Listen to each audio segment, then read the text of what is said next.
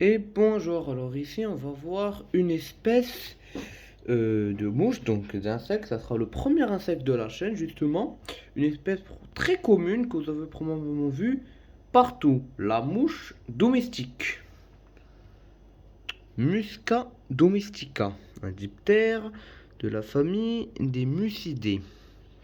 Alors, en face de nous on a quoi? Un diptère d'environ 6 à 8 mm de long, avec un abdomen jaunâtre et une bande grise centrale. Ici, on a un thorax également grisâtre.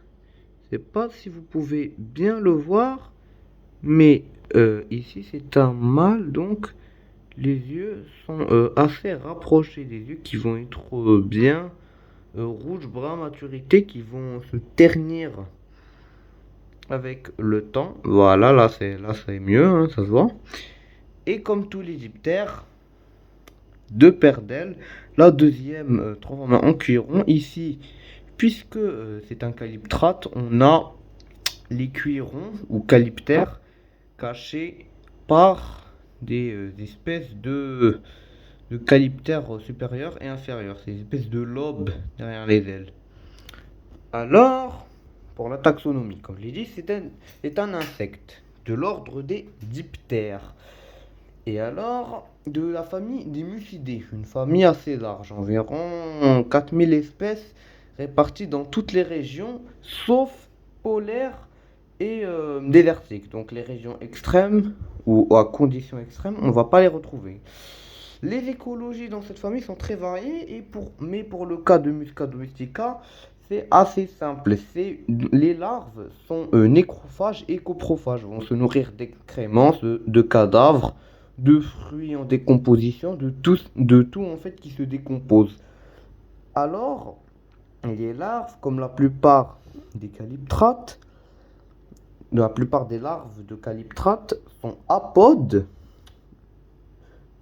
sans tête, acéphales, hein, on voit juste un petit lobe avec les mandibules, et pratiquent la digestion extra-orale, c'est-à-dire qu'elles vont recracher des sucs digestifs sur la nourriture pour la digérer de l'extérieur et puis absorber le reste et mâcher tout ce qui est resté solide avec leurs mandibules en forme de crochet.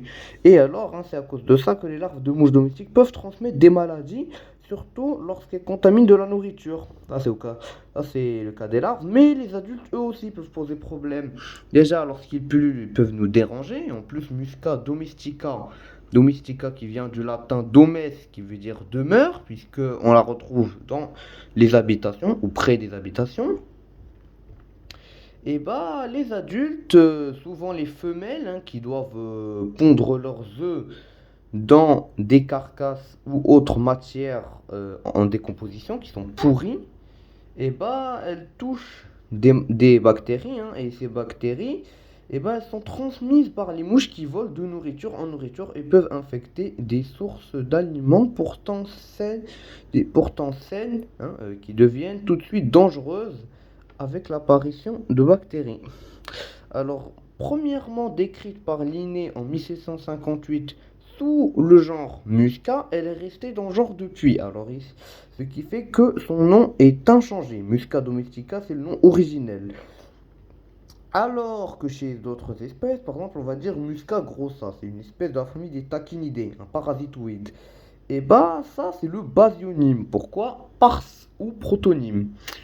Car le genre Musca n'est plus adapté à cette espèce et on l'a déplacé actuellement vers le genre Tachina. Hein, le genre Tachina, hein, qui est un genre de mouche de la famille des tachinidés.